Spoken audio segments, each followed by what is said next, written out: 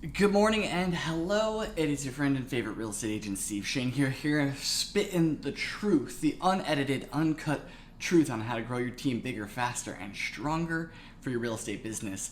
Guys, everything we're talking about today is not theory, it is fact because we're actually using it in our business right now for the Porchlight, Florida team here in Jacksonville, Florida.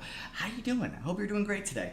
You know what? There's something about when you buy a rental property, and the interesting thing is we all know as real estate agents that rental properties are more about headaches if you only buy two or three. So you're only playing the appreciation game, appreciating in your value when you have two or three rental properties. Rental properties work exceptionally well at scale when we get to 10 plus rental properties or as many doors as possible, because doors you get the benefits of scale because the costs relatively stay the same, and then you get the exponential growth that comes with scale. All right, so let's talk about the ugly truth about growing a team. Most people are growing a team like a rental property portfolio that's not profitable. So there is kind of three modes that you can run to when you're running a team. You've got the dependent model of your agents are dependent on all your leads and everything goes through you. You've got the interdependent where they get some leads and they're doing their own thing. That's kind of the model we're running at Porchlight. And then you've got the completely independent where you're training them, you're putting a lot of energy and focus into growing their business. And the challenge with all these processes is interdependent, or let's talk about the dependent. Dependent, you're putting a lot of money up front, and 50-50 split is never going to work, especially if you're running a referral-based business like us. So that's really expensive, and it's hard to get satisfaction out of that group because they're getting a 40% or less commission, so they have to do a lot more volume, so you have to have a lot more leads. There's a lot that goes into that.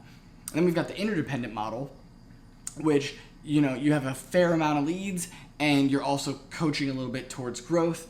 And then you've got the independent where you're throwing some leads, but mostly they're buying into your back end systems. Well, the issue with the interdependent now is we only have a certain amount of leads that are valuable. It depends on how you're running your splits. For us, we do a 50-50 split for anything that we provide, and then we do a different split where they can earn more when they're selling to their sphere, their community. And we're experiencing that they really like the leads. They're not doing a whole lot of this. So we're accidentally creating a dependent model, if that makes any sense. And then we have the independent model, which, you do your 50-50 split and you're providing them opportunity and you hope for the best. So that can be a little bit more profitable for you. But at the end of the day, we're still talking about the same couple grand per transaction. And just like a rental property, every time you churn that rental property, it costs you money. Every time you lose somebody from the dependent and independent and interdependent model, it costs you money because you become your systems become reliant. The amount of ad spend you're using, everything becomes reliant on the amount of revenue that person is bringing in. So when you lose one agent, you could lose two zip codes of an ad spend neighborhood, a Zillow, or any other process. If you lose an agent who has a specific lead source that's just gold, you're going to lose that lead source and that agent. So the thing that we have to do when we're building a team is scale. And the ugly truth about running a team is if you want to be profitable, if you want to grow your team at a high level, you need a lot of bodies and you need a lot of alternate revenue sources. So you're looking at transaction fees, adding those to your transaction and making sure that even when the commission closes, the team is still getting a transaction fee that goes towards more ad spend, goes towards more support. You're building that war chest just in case you lose two or three, because nobody leaves, by the way. Just you've been in a brokerage, you've seen when one lead player leaves a brokerage, that sends off like a little boom, little explosion, and like 6 to 10 people just disappear out of that brokerage really quick. Because when we make major life decisions like have a baby, get a divorce, get married, it tells our community around us this is where we are as a community. So I hate saying this, but having a baby is contagious. If you hang around with a bunch of people who are having a baby, you're gonna be like, maybe this is something for me. Like, getting a divorce can be contagious because, I've made this decision, and people around you start looking at their relationship and they're like, so same respect. Leaving a brokerage, leaving a team is a contagious viral thing if you don't contain it. So when we're talking about this, we're talking about churn. And you and I both know as team leaders that the most profitable thing I can do is bring on new team members and get them into production as fast as possible. So do you have your systems built up for that? What does your training platform look like? Do you have to bring in 8 people and train them all in a classroom all at once? Or have you created an online training platform to support yourself through Kajabi or Trainingwell or something like that? How are you tracking your leads? Do you have a sync? Do you have a CSU? Because at the end of the day, a properly run team is really just a brokerage. A properly run team is really just a brokerage. You just don't have to deal with all the compliance that your broker does.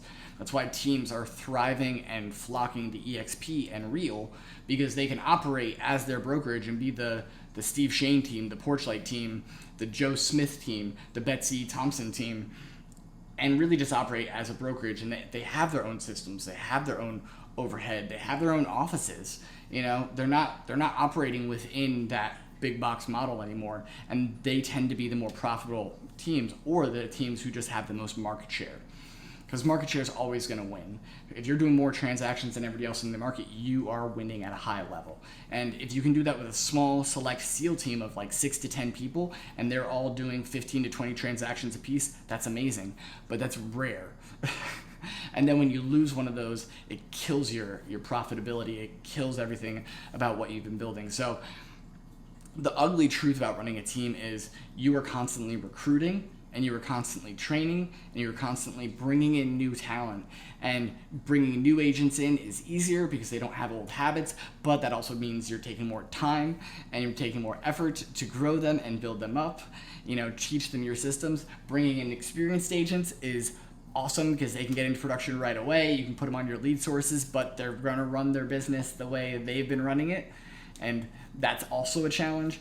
So the ugly truth about running a team is you are constantly on the lookout for new talent, and it's a very crowded marketplace, and now once you realize that you're on the lookout for new talent constantly, you have to take a really good look at your team, really good look at your systems, and say, why would somebody pick my team over the next one?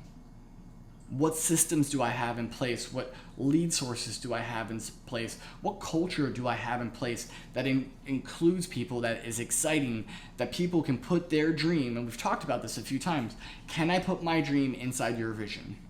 So if an agent can put their dream life inside your vision, you've got buy-in. But you have to create a vision big enough that they can fit in, and also systems that help them. Because at the end of the day, when we're bringing in agents, what they're looking for is to shorten the distance of time between transactions. And if you can provide that smoothly, you are going to attract more agents. Because at the end of the day, we can recruit all you want, but attraction is where it's at. When people are looking at their newsfeed and seeing that, wow, that team is just crushing it. They keep getting things under contract. All their new agents are doing incredibly well. And you're singing the song and telling the story about how great your system is, that attraction gets a lot better. And if you're not doing that, if you're creating that SEAL team, just know that when you lose one of those agents, you're going to lose a whole lot of profitability, And so you're constantly on the lookout as a team leader, as a rainmaker, as they say, for quality talent. And that also includes your back of the house stuff too. If your admin team is elite, wow, things go really easy. But if you're not keeping them happy, if they bounce, and your systems aren't SOP designed and you can plug somebody in and keep moving, if you're gonna have to go back and learn how to train that person on those software systems, on those products, man, that's gonna slow down your revenue stream. So here's some things to think about as a team leader. How do you create a culture where people wanna stay, that attracts people, and how do you communicate your message that my team is the best team to come to, without having to have 16 to 30, coffee appointments a week, because that is a big time suck. my encouragement is look for ways to invite people into your system so they can envision their dream within your vision. Guys, I'm your friend and favorite real estate agent, Steve Shane here to help you grow your team bigger, faster, and stronger. Make sure you hit that subscribe button, that like button, and the notification bell so you know when the Daily Steve is going to hit you, which is daily. Guys, I love you. Thanks so much for watching. I'll see you soon. Bye-bye.